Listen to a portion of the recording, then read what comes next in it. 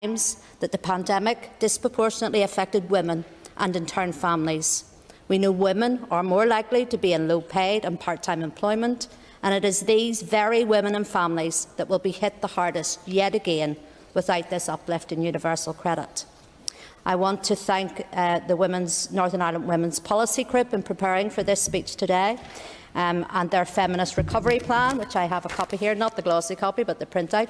And I think every minister within our executive should read the Feminist Recovery Plan, because it would give them some indication of just how hard it is out there for women and families. Pre-pandemic, the rate of women's participation in the workforce was a record high, though typically part-time, low-paid and on a temporary or zero-hours contract.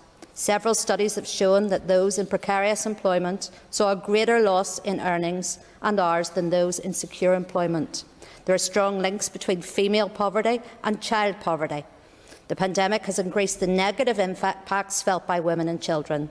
Women who are already struggling are now under even more financial pressure as their children and families are pushed even further into poverty as a result of the pandemic. Women were already more vulnerable to poverty, as they made up the majority of lone parents, those with precarious low-paid jobs and those with caring responsibilities, which limit their time available for paid work.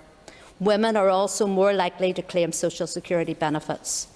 Job losses and the need to provide increasing levels of unpaid care as a result of the pandemic are likely to increase poverty and dependence on social security benefits, especially for women. The motion today. The reality of the pandemic's impact is that it's fallen disproportionately on the most vulnerable individuals along racial, ethnic, occupational, gendered and socio-economic lines. And inequalities in people's protection from and ability to cope with this pandemic show the urgency of the changes needed to reassess what is important, which is our population's health and well-being into the future.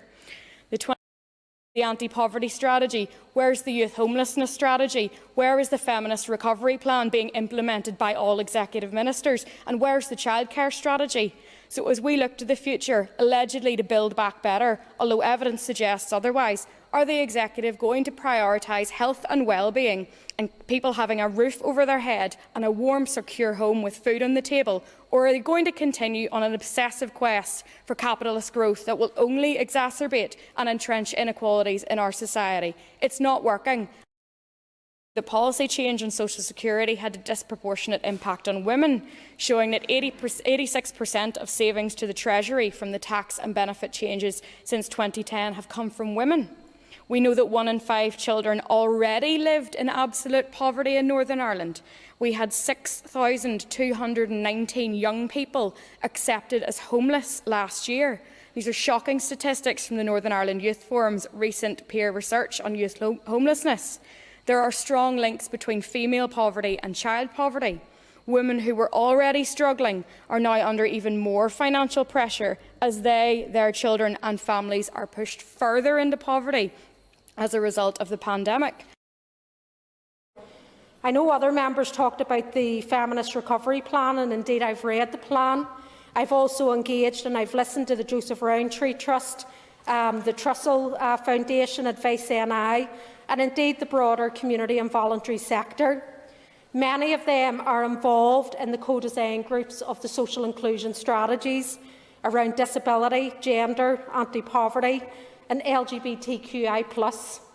And again, these strategies do need to be delivered, but it's not just down to the Department for Communities. It has to be all of the departments playing their role in delivering and implementing these strategies. The expert panels delivered their reports, of which I published, but that's not the end of the strategy. They're being co-designed and that work is ongoing at the moment. And I have said here previously that my intent is to bring those strategies forward before the end of this mandate, and that's something that I'm going to be doing.